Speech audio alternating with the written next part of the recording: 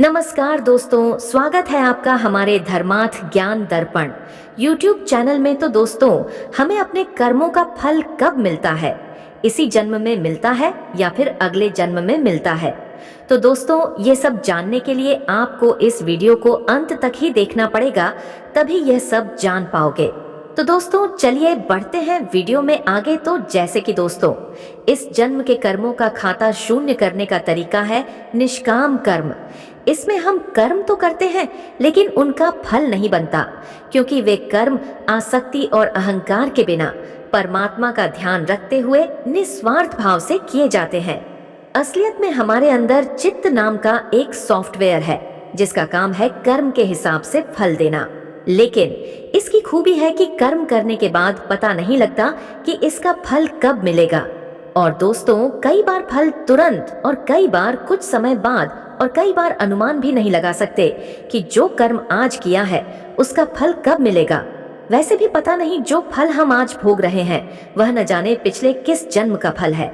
देखा जाए तो शरीर में चित्त का कोई तय स्थान नहीं, बल्कि कर्म के फल हमारी ऊर्जा में इकट्ठे होते रहते हैं। और दोस्तों, कोई भी कर्म तब तक फल नहीं देता जब तक उसका फल किस प्रकार आएगा यह तय न हो जाए। इसीलिए कर्म फल के समय को जान पाना मुश्किल होता है। यही कारण है कि हम इस जन्म में किए गए कर्मों के फल सिर्फ इसी जन्म में नहीं भोग पाते। और दोस्तों, तो अब आइए जानते हैं कि कर्मों का फल कब मिलता है, एक छोटी सी कहानी के माध्यम से। दोस्तों, आपसे हमारा विनम्र निवेदन है कि कृपया इस कहानी को पूरा जरूर सुनिएगा। तो चलिए बढ़ते हैं अब कहानी में आगे। तो जैसे कि दोस्तों, किसी नगर में रोहित नामक का एक अनाथ बच्चा रहता था और उसके माता पिता बचपन में ही चल बसे थे।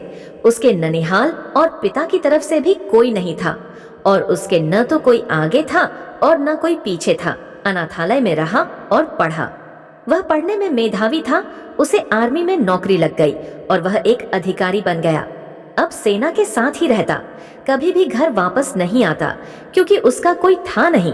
उसने शादी भी नहीं की थी। उसे जितनी सैलरी मिलती थी वह सब बचा लेता था। आर्मी के कैंटीन में खाता था, वहीं पर रहता था, तो उसका खर्चा भी लगभग न के बराबर था। तो हम कह सकते हैं कि उसने आज तक जितनी सैलरी पाई सब बचा ही लिया था। और दोस्तों, उसी कैंटीन में सूरजमल नामक एक सेठ आता था, जो कैंटीन के सामान का छोटा सप्लायर था। बहुत दिन हो गए दोनों को एक दूसरे को जानते पहचानते। एक दिन सूरजमल ने कहा, रोहित, आपके पैसे बैंक में रखे हैं, मुझे व्यापार में लगाने को दे दो, मैं तुम्हें अच्छा मुनाफा दूंगा। रोहित ने मना कर दिया। रोहित ने कहा, मुझे इतनी ज्यादा पैसे की लालच नहीं है। जो सरकार ने दिया है वह मेरे खाते में पड़ा है। कभी जिंदगी में जरूरत पड़ी तो इस्तेमाल करेंगे, नहीं तो कोई बात नहीं। सेठ ने कहा, यह भी क्या बात हुई? अगर तुम हमें अपना दोस्त मानते हो तो तुम मेरी सहायता ही कर दो। मैं तुम्हें यह पैसा वापस लौटा दूंगा। कम से कम मेरा काम हो जाएगा। अभी इस पैसे की तुम्हें जरूरत भी नहीं है। और दोस्तों, बात तो सही कह रहे हो, पर आप पैसा वापस करोगे इसकी क्या गारंटी है? सेठ ने कहा, कसम खाकर कहता हूँ धोखा नहीं दूंगा। रोहित ने कहा, सेठ जी, लोग तो पैसे के लिए क्या क्या कर देते हैं, पर कोई नहीं, चलिए मैं आपकी बात को मान लेता हूँ, कम से कम आपका तो भला हो जाए। सेठ ने मुस्कुराते हुए धन्यवाद कहा और रोहित को गले लगा लिया। पैसा लेने के बाद सेठ जब भी आता रोहित को बहुत बहुत धन्यवाद देता। सेठ का बिजनेस रोहित के पैसों से बढ़ रहा था। आमदनी दिन दुगनी रात चौगुनी हो रही थी। आमदनी बढ़ने के साथ अब सेठ की नीयत में बेईमानी आ चुकी थी। वह अब पैसा न लौटाना पड़े उसका बहाना ढूंढता रहता। और दोस्तों, इसी बीच बॉर्डर पर पड़ोसी देश के साथ युद्ध शुरू हो गया और रोहित को भी जाना पड़ा।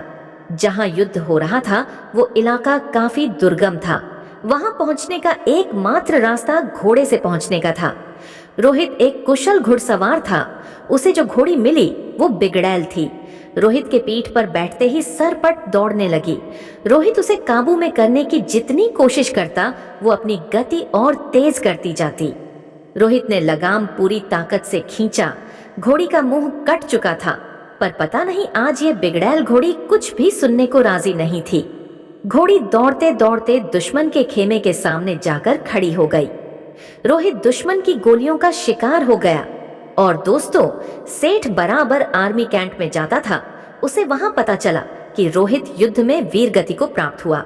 सेठ ने वहां काफी दुख दिखाया और कैंट से बाहर आते ही खुशी से झूम उठा।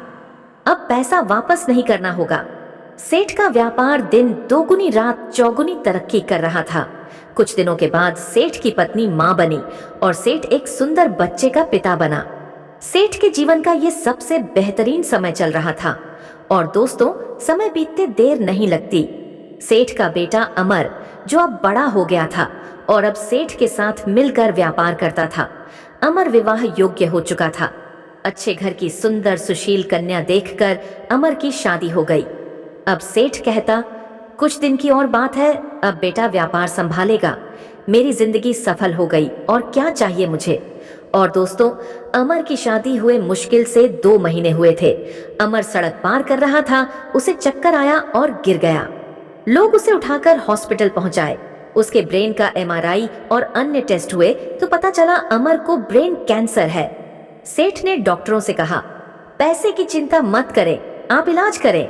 डॉक्टर और हॉस्पिटल बदलते गए पर अमर की हालत दिन ब दिन बिगड़ती गई। सेठ अब व्यापार पे ध्यान नहीं दे पा रहा था। उसके कस्टमर छूटते जा रहे थे और दोस्तों, हॉस्पिटल का बिल बढ़ता जा रहा था। अब सेठ पर कर्ज काफी हो चुका था। सेठ परेशान था। अब अमर को डॉक्टर ने जवाब दे दिया। सेठ हार चुका था। किसी चमत्कार की आशा में बैठा था। चमत्कार तो नहीं हुआ, पर अमर अब इस दुनिया में नहीं रहा। महीनों जिंदगी की जंग लड़ने के बाद अमर हार चुका था। सेठ के घर में हाहाकार मच गया। सेठ, सेठानी, अमर की पत्नी सब विलाप कर रहे थे। यहाँ तक कि घर के नौकरों का भी रो रो कर हाल बुरा था। और दोस्तों, एक साधु उधर से गुजर रहे थे। उन्होंने करुण क्रंदन सुना तो रुक गए। वहां जाकर उन्हें कहा, रोने से कुछ नहीं होगा, जो होना था वो हो गया। सेठ गुस्से में बोला, मेरे साथ ही क्यों? साधु ने कहा, सब कर्म का फल है, यहीं चुकाकर जाना होता है। आज बहुत रो रहे हो, कल तो तुम बहुत हंस रहे थे। सेठ ने कहा, मैं कुछ समझा नहीं महाराज। साधु ने कहा, तुमने अपने व्यापार के लिए उधार पैसे लिए थे। जब व्यापार चल पड़ा तो तुमने जिसके पैसे थे उसे लौटाए नहीं। सेठ ने कहा, गलत, वो मर गया था, किसे लौटाता? साधु ने कहा, झूठ नहीं, तुम भूल गए उसके मरने के समाचार पे तुम कितना खुश हुए थे। उस दिन तुमने मिठाई बांटी थी। क्या मिठाई बांटना सही था? तुम उसके पैसे को सरकार को या अनाथालय या किसी जरूरतमंद को दे सकते थे, पर तुमने नहीं दिया। तुम्हारी नीयत में खोट थी। सेठ शर्मिंदा था। आज सेठ वहीं पर खड़ा था जहां पर आज से 20 साल पहले खड़ा था। आज ना तो पैसे थे, न व्यापार और ना ही पुत्र, और ढेर सारा कर्ज था। साधु ने कहा, ये तुम्हारा पुत्र वही लड़का रोहित था। ये अपना हिसाब करने आया था।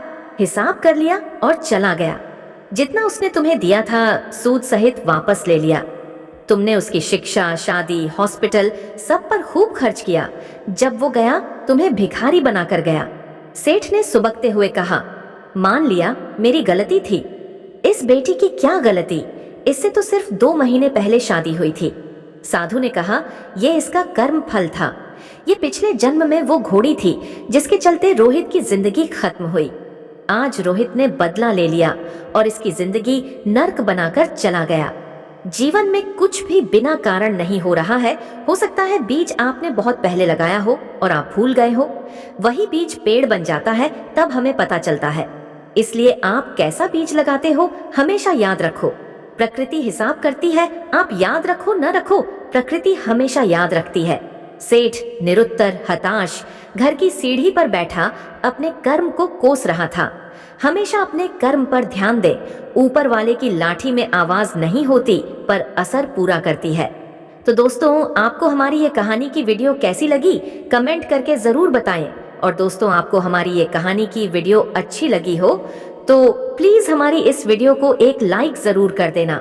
और दोस्तों, आपने अभी तक हमारे इस चैनल को सब्सक्राइब नहीं किया हो तो प्लीज हमारे इस चैनल को सब्सक्राइब जरूर कर देना, क्योंकि आने वाली इसी तरह की हर कहानी की वीडियो की नोटिफिकेशन आप तक सबसे पहले पहुंचे।